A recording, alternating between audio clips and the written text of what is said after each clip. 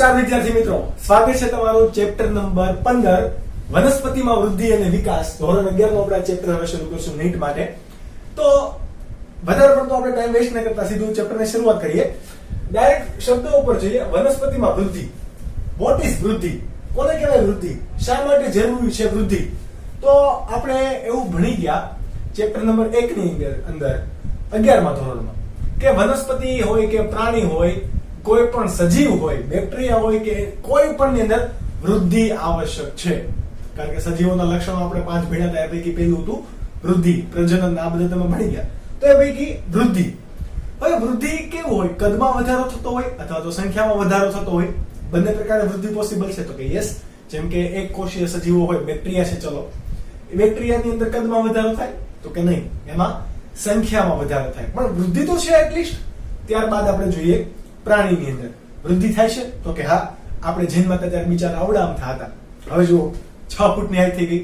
તમારી ખુદની પણ જોઈ લો, તમે પણ ડેઈલી વધો છો. પણ ક્યાં સુધી વધશો તમે? તો કે એક લિમિટ આવી જશે. જેમ કે 18 વર્ષ ઇન જનરલ એવું કહેવાય કે 18 વર્ષ થઈ જાય ત્યારબાદ તમારી વૃદ્ધિ થતી નથી. ઘણા લોકોને માનસિક વૃદ્ધિ નથી થતી, પરંતુ માનસિક વૃદ્ધિ તો સતત શરૂ હોય છે. શારીરિક વૃદ્ધિ એટલે કે હાઈટમાં વૃદ્ધિ પ્રાણીઓમાં પુખ્તતા પછી થતી નથી, પરંતુ કોની અંદર થાય? વનસ્પતિમાં થાય. આ બધું તમે ઇન જનરલ ભણી ગયા ક્યાં? ચેપ્ટર નંબર 1 ની અંદર કે વનસ્પતિમાં વૃદ્ધિ જીવન પર્યાપ્ત થતી હોય છે. ઓકે, ટર્મ્સ આપણે જોતા જઈએ. નીટ માટેનો આપણો પોર્શન છે. ગુજરાત બોર્ડમાં તમે ઓલરેડી થિયરી ભણી ગયા છો. હવે આપણે નીટ માટેની વાત કરીશું. તો કે પ્રાણીની અંદર કેવી છે વૃદ્ધિ? મર્યાદિત. આ મર્યાદિત પ્રાણીમાં વૃદ્ધિ ક્યાં સુધી મર્યાદિત છે? તો કે પુખ્તતા સુધી.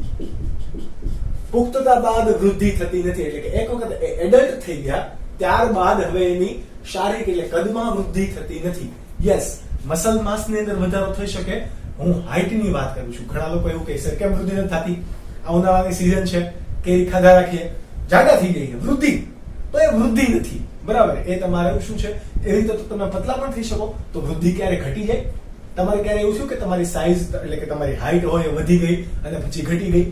આવું ઇમ્પોસિબલ છે. તો આપણે એ ટર્મ્સ ને વૃદ્ધિ કહીશું. ઓકે, તો બી સ્પેસિફિક કે પ્રાણીમાં વૃદ્ધિ કેવું હોય? મર્યાદા સુધી. પરંતુ વનસ્પતિમાં કેવી હોય વૃદ્ધિ?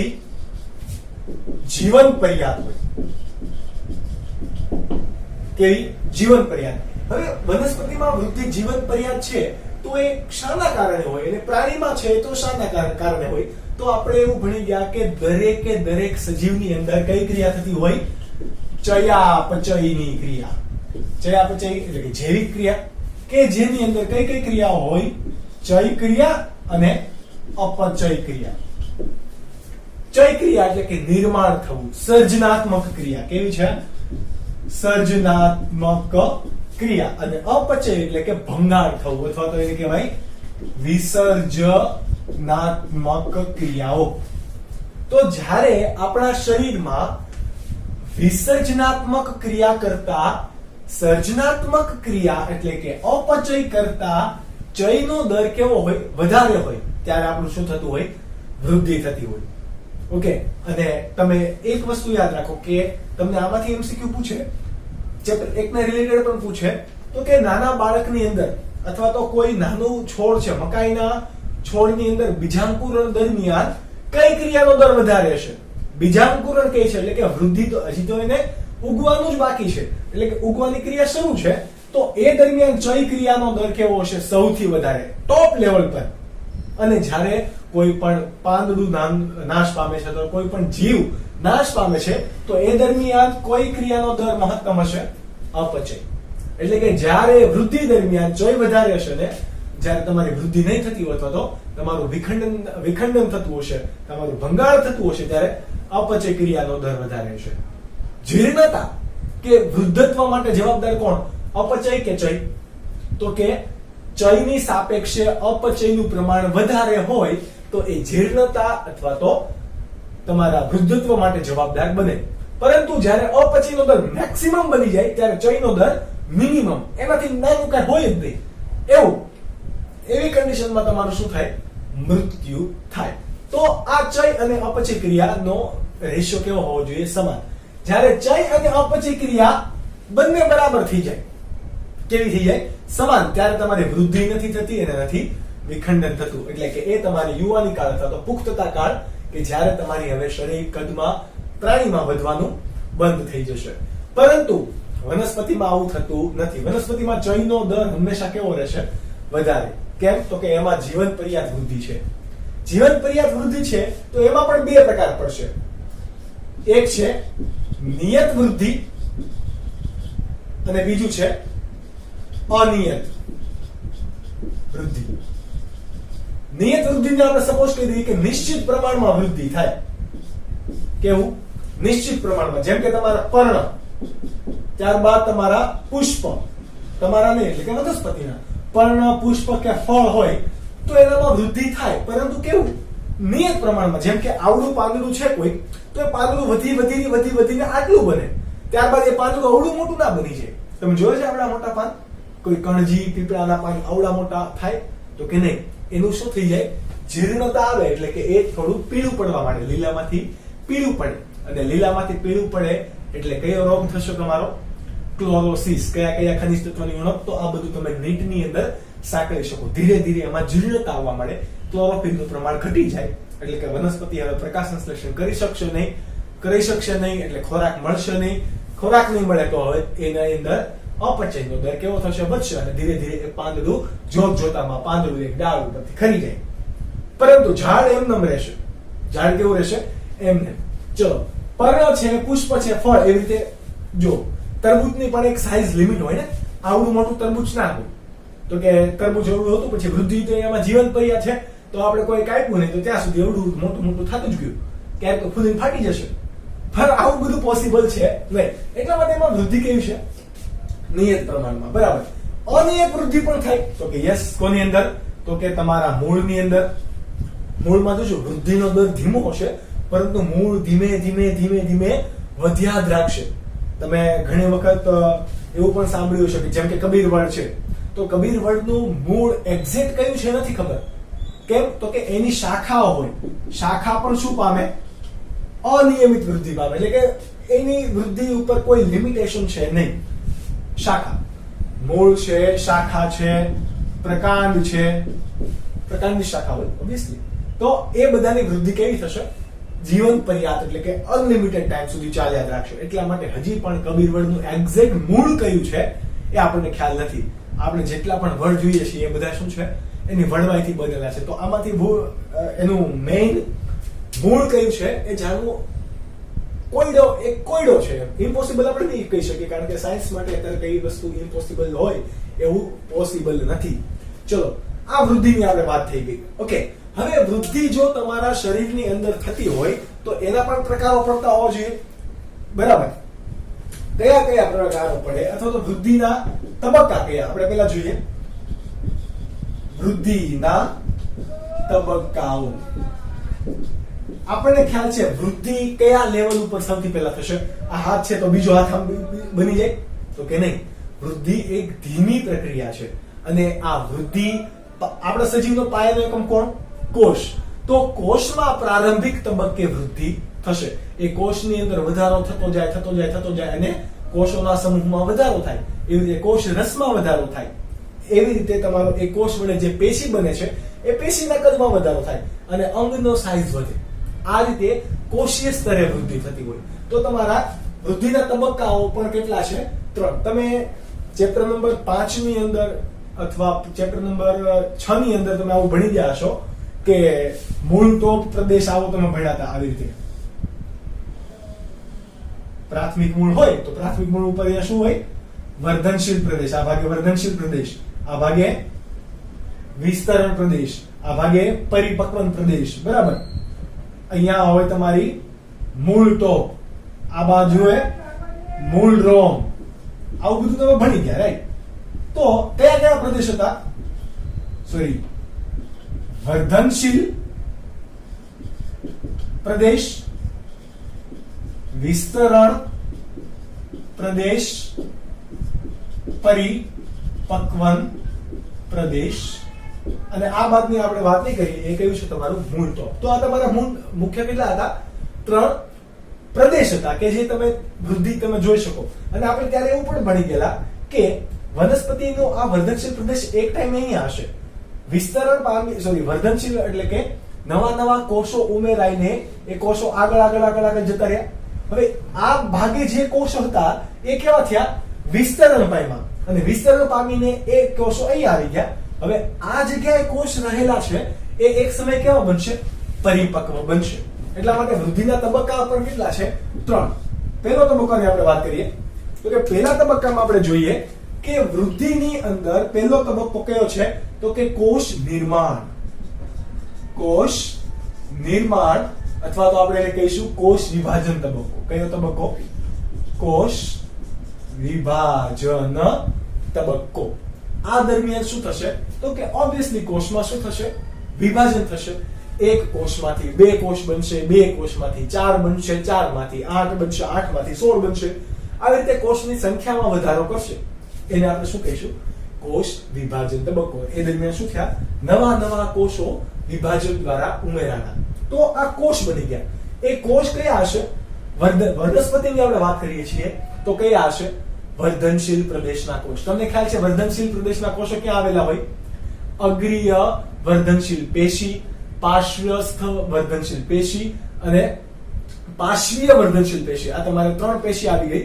તો એ જગ્યાએ જે કોષ કે જે કોષ વિભાજન પામવા માટે સક્ષમ છે એવા કોષોને આપણે શું કહીએ છીએ?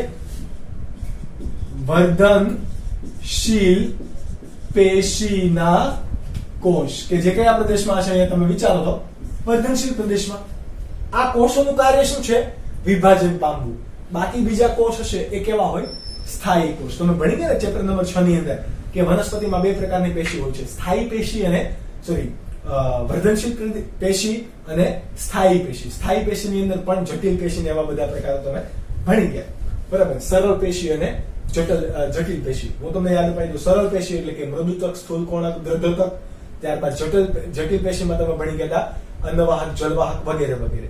ઓકે, તો એ બધી સ્થાયી પેશી છે. પરંતુ આ કેવી છે? વર્ધનશીલ પેશી. તો વર્ધનશીલ પેશીના કોષો ક્યાં આવેલા હશે?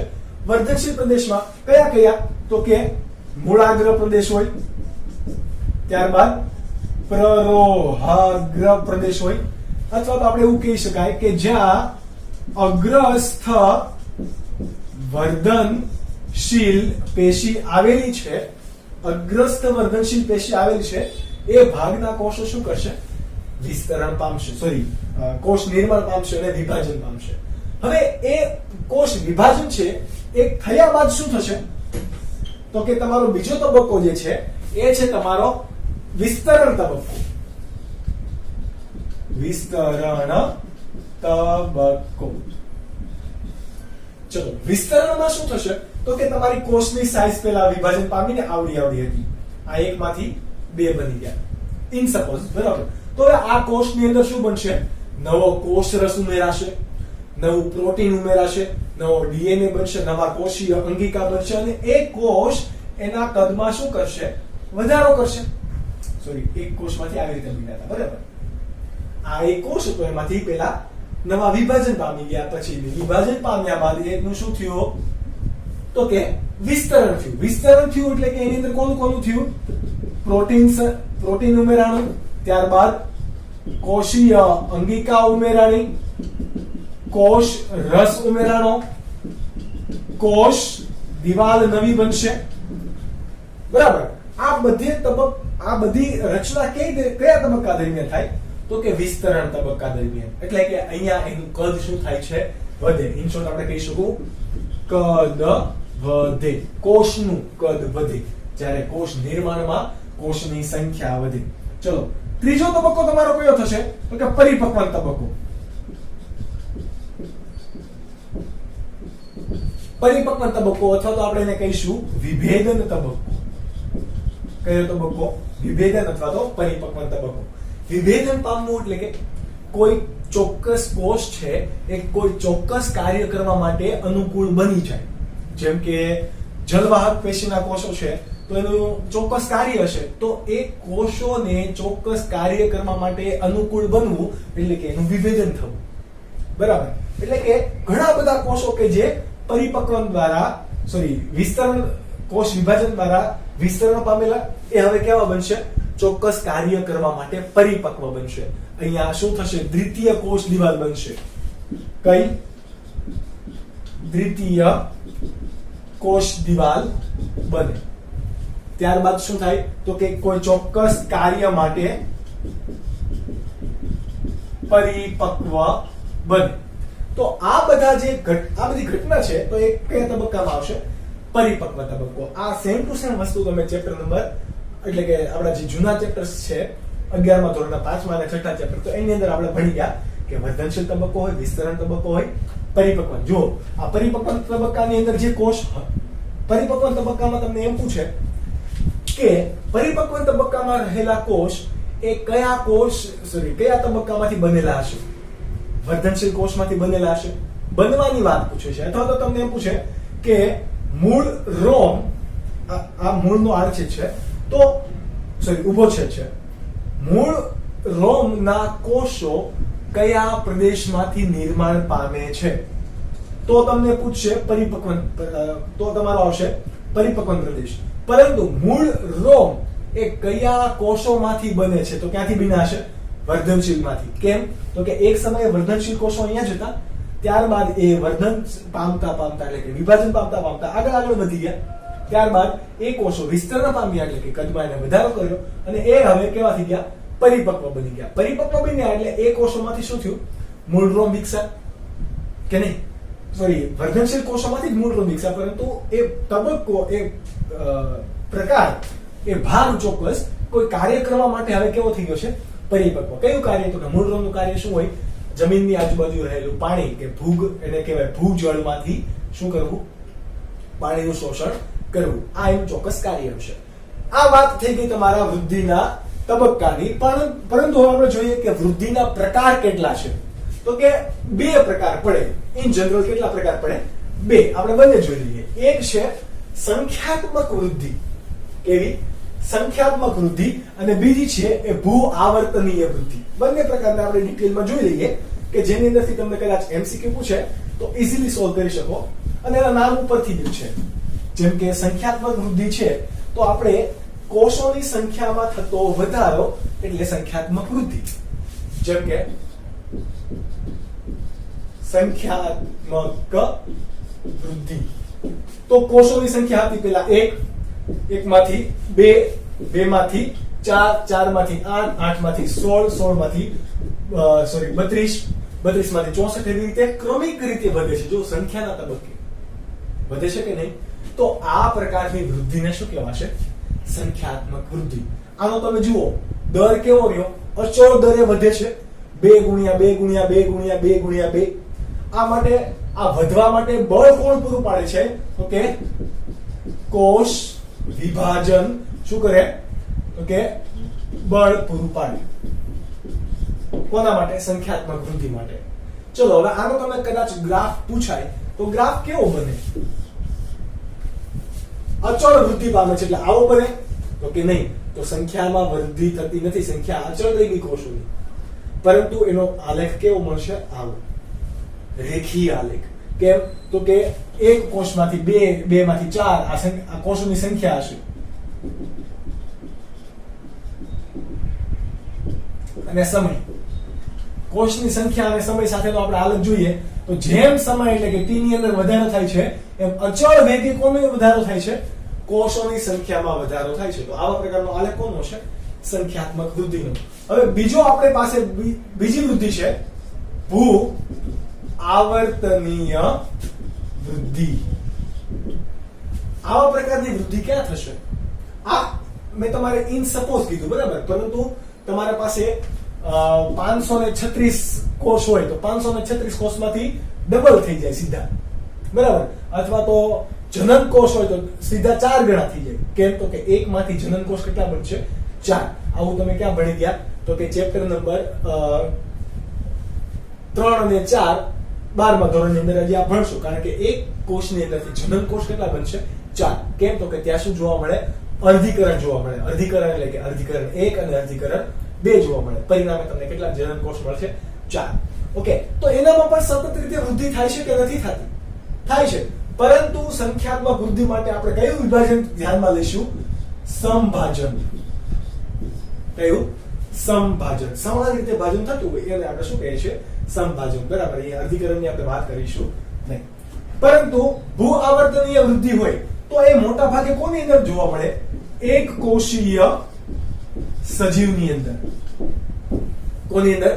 એક કોષીય સજીવની અંદર, અથવા તો કોઈ વનસ્પતિના ભાગની આપણે ચોક્કસ પ્રકારના કોષની વાત કરવી છે તો એક કોષથી આપણે જો વૃદ્ધિને સમજવી હોય તો આપણે અહીંયા સમજી શકીએ. એઝ ઇન કે તમારી પાસે એક કોષ છે, આ આપણે એનો ગ્રાફ દોરીએ, કોષની સંખ્યા અને અહીંયા છે તમારો સમય. તો પ્રારંભિક તબક્કે એની વૃદ્ધિ કેવી હશે? ઓછી. એનો આલેખ આવો મળશે.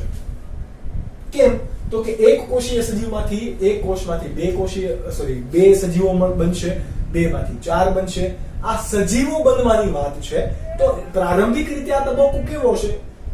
ઓછો, સ્લો હશે. મતલબમાં 1 માંથી 2 બન્યા, 2 માંથી 4 બન્યા, 4 માંથી 8 બન્યા, 8 માંથી 16 બન્યા, 16 માંથી 32 બન્યા, અહીંયા સુધી આવી ગયા 32 સુધી. હવે 32 માંથી 64, 64 માંથી એના ગુણ્યા 2 તમે કરતા જાઓ તો સંખ્યામાં શું થશે? એક સાથે વધારો થાય. એક સાથે વધારો થયો તો આવા તબક્કાને શું કહેવાશે? પ્રવેગાત્મક તબક્કો. કેવો? પ્રવેગાત્મક તબક્કો. તો એક સાથે વૃદ્ધિ થાય છે. જો બંનેના આલેખ કેવા છે? અલગ અલગ.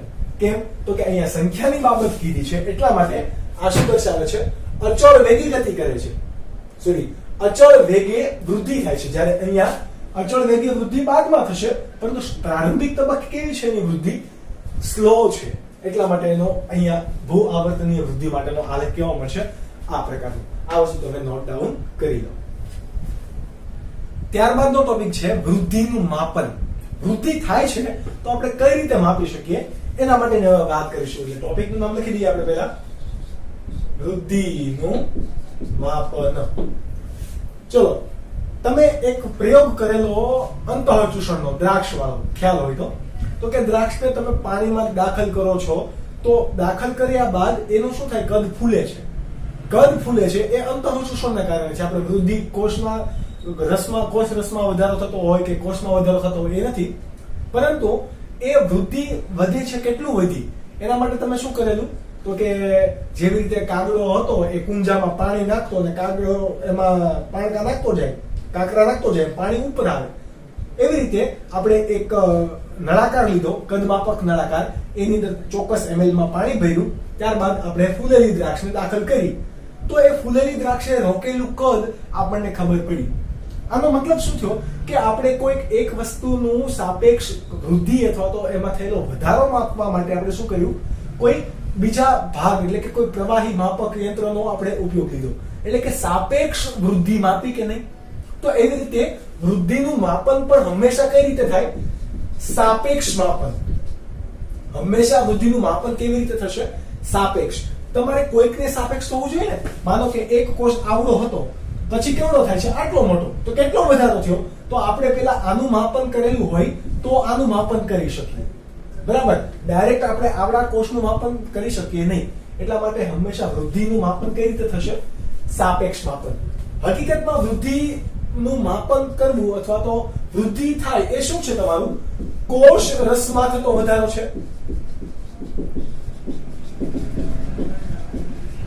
તો તમે એવી રીતે પણ માપી શકો કે કોષ રસમાં કેટલો વધારો થયો.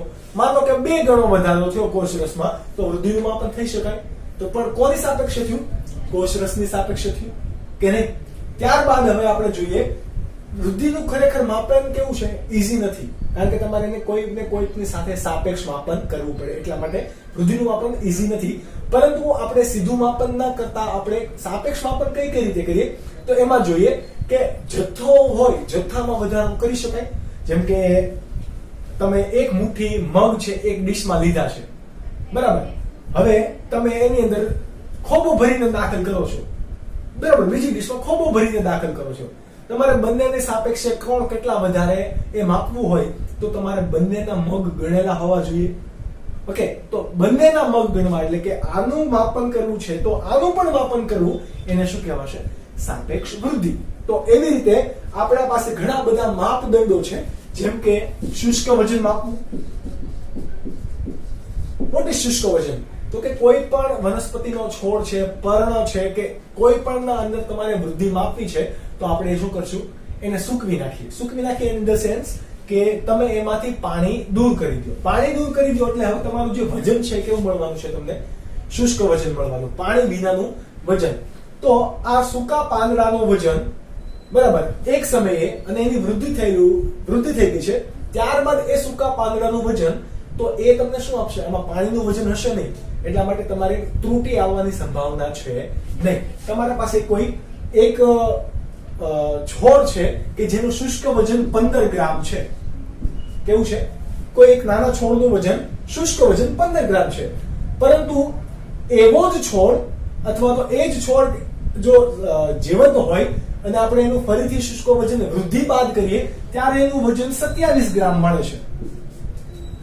આપણે અહીંયા આખું વજન કેમ ના લીધું? કારણ કે આને કદાચ જો પાણી પાયેલું હોય તો એના છોડની અંદર પાણીનું વજન પણ આવી જાય, અને આને એ સમયે પાણીનું વજન, સોરી, આપણે પાણી ના આપેલું હોય તો એની અંદર પાણીનું પ્રમાણ ઓછું હશે અને પાણી વધારે વજન રોકે, બરાબર. તો એટલા માટે અહીંયા ત્રુટી આવવાની સંભાવના રહે. એટલા માટે આપણે કયું એકમ લીધો?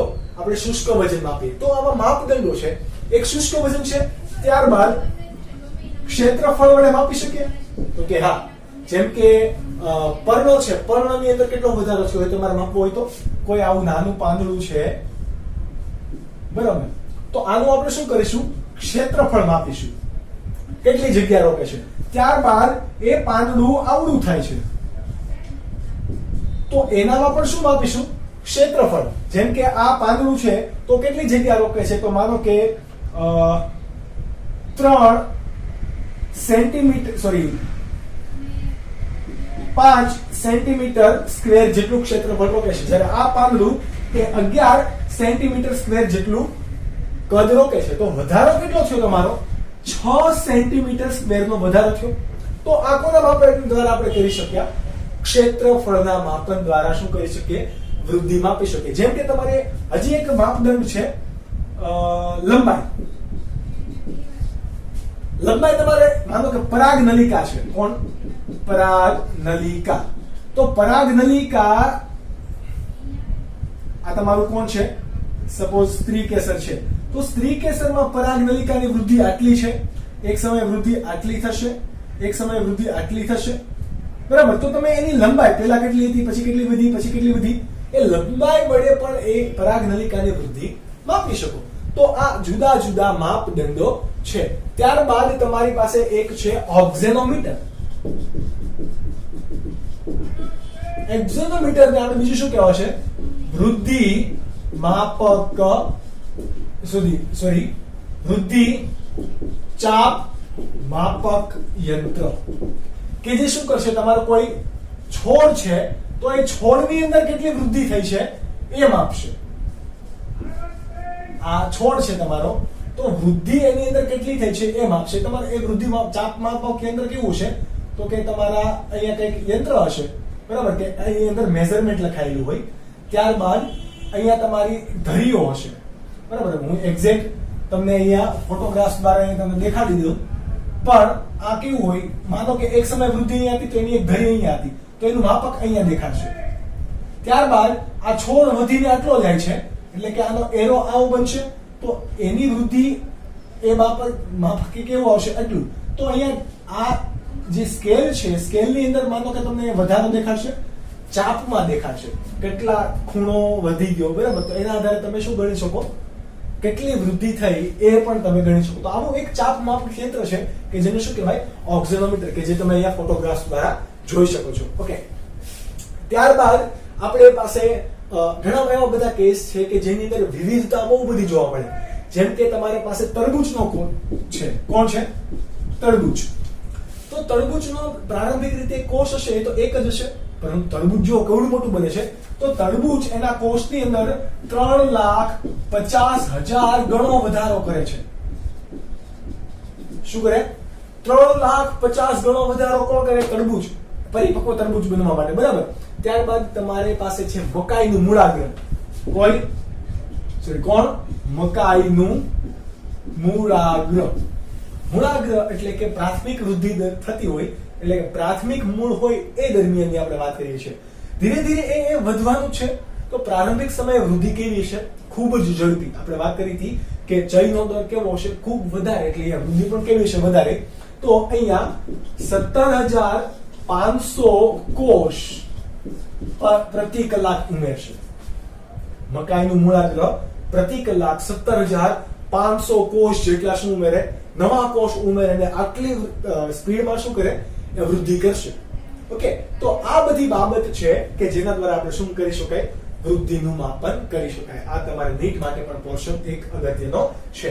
નોટ ડાઉન કરી લો. આમાંથી તમને એક માર્ક્સના એમસીક્યુ ગુજરાત બોર્ડ માટે પણ પૂછી શકે. ત્યારબાદનો ટોપિક છે વૃદ્ધિ દર. વૃદ્ધિ દર. દર એટલે કે કોઈ આપેલ ચોક્કસ સમયગાળાની અંદર કેટલી વૃદ્ધિ થાય છે એને શું કહેવાય? વૃદ્ધિ દર. જેમ કે એક દિવસની અંદર, એક કલાકની અંદર, એક સેકન્ડની અંદર, એક મિનિટની અંદર વગેરે વગેરે. પરંતુ કોઈ ચોક્કસ સમયની અંદર થતી વૃદ્ધિને શું કહેવાય? વૃદ્ધિ દર. આપણે વ્યાખ્યા લખી દઈએ. આપેલ ચોક્કસ સમયગાળામાં થતી વૃદ્ધિના વધારાને શું કહેવાય? વૃદ્ધિ દર. આ વૃદ્ધિ દર હંમેશા કેવો હોય છે? સાપેક્ષ હોય છે. આપણે હમણાં વાત કરી કે કારણ કે વૃદ્ધિ પણ કેવી હોય?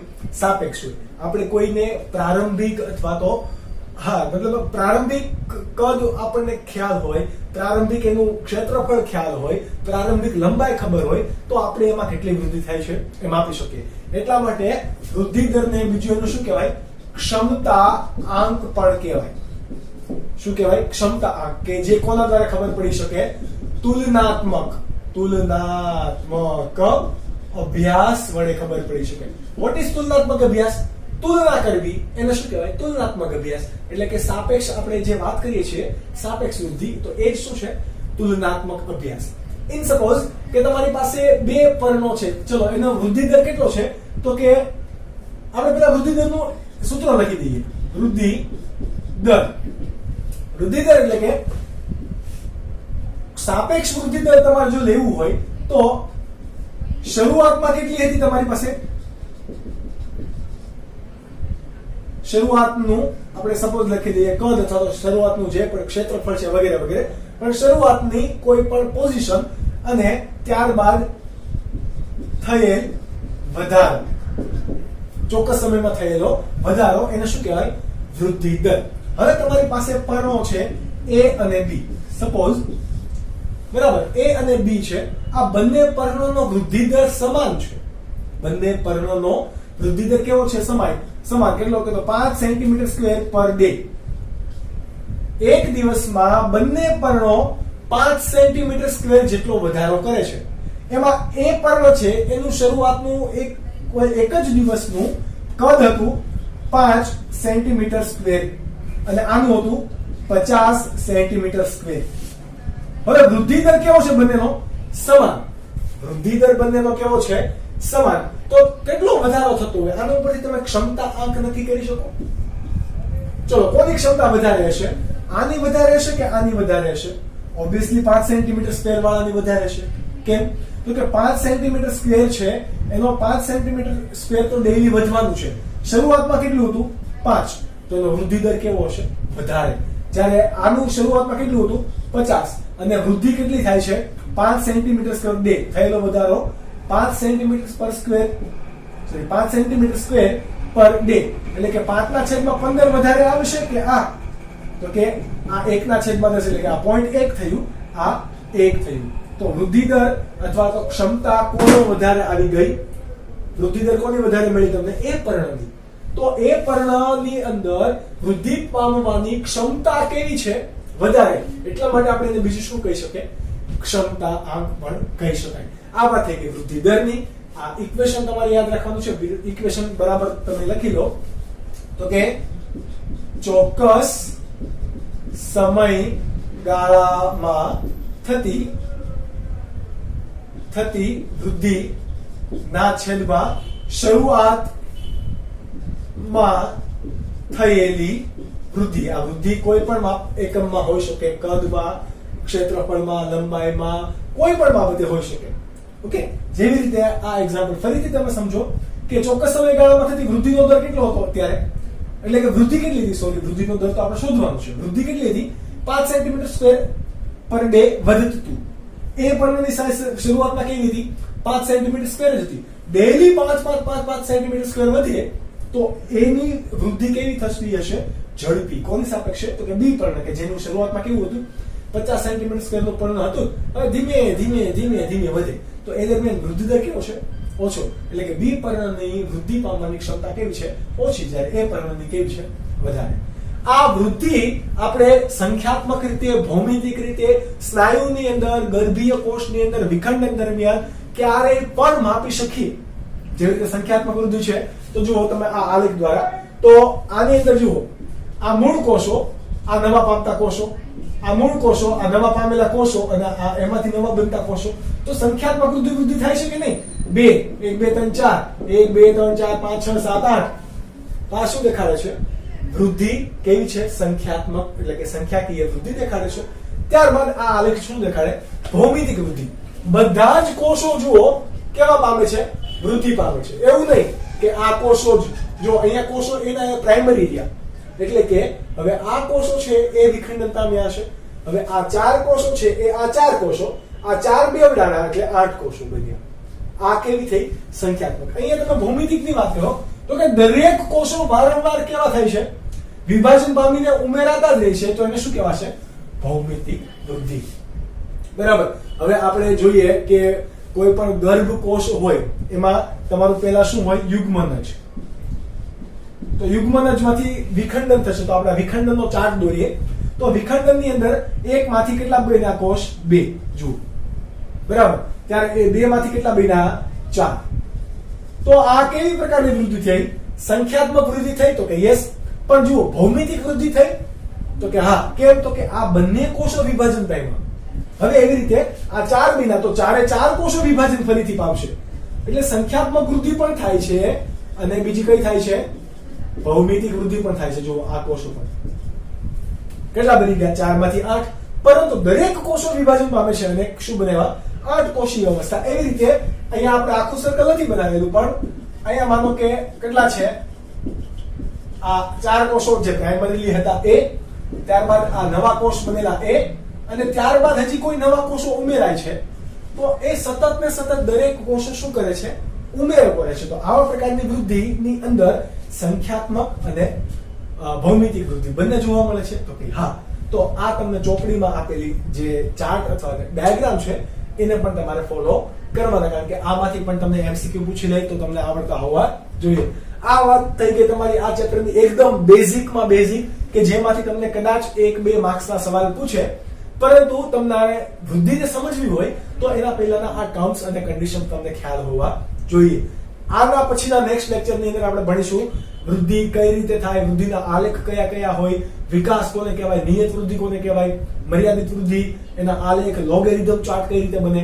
ત્યારબાદ આપણે જોઈશું કે વૃદ્ધિ માટે કયા કયા અંતઃસ્ત્રાવ જવાબદાર છે, જીર્ણતા માટે કયા કયા અંતઃસ્ત્રાવ જવાબદાર છે, ક્યાંથી એનું સંશોધન કરવામાં આવ્યું, વગેરે વગેરે, કે એ બધા પોર્શન તમારે આ ચેપ્ટરમાં કમ્પેરેટિવલી વધારે ઇમ્પોર્ટન્ટ છે. ત્યાં સુધી આ તમે બેઝિક માહિતી તમારા પાસે રાખો. આપણે પેરેલલ ઓલરેડી બીજા ચેપ્ટર્સ ચાલે છે, એ ચાલતા રહેશે.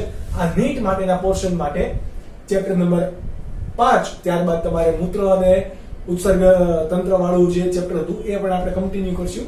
એવી આશા સાથે તમે ખૂબ વાંચો, મહેનત કરો. લોકડાઉન છે તો એનો ફાયદો ઉઠાવો. ગમે ત્યારે પણ તમે અત્યારે આ વિડીયો જોઈ રહ્યા હોય તો તમારું કામ છે ભણવાનું, તો તમે કામ કરો, મહેનત કરો, સારા માર્ક્સ લાવો, વાંચતા રહો. એના સાથે બાય બાય અને ટેક કેર.